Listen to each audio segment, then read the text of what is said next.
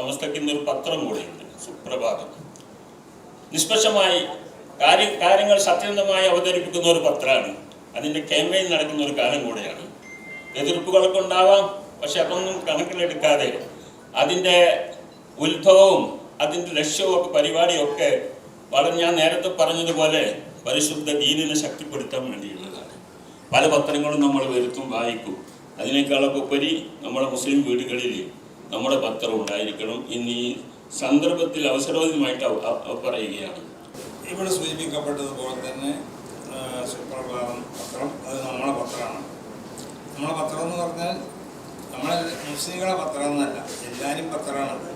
അത് എല്ലാവരുടെ വാർത്തകളും ഇത് ഉമർ ഫൈസി പറഞ്ഞതുപോലെ നമ്മളെ വീടുകളിൽ മാത്രമല്ല ഉണ്ടാവേണ്ടത്, ഇത് എല്ലാവരുടെ വീടുകളിലും ഉണ്ടാവണം.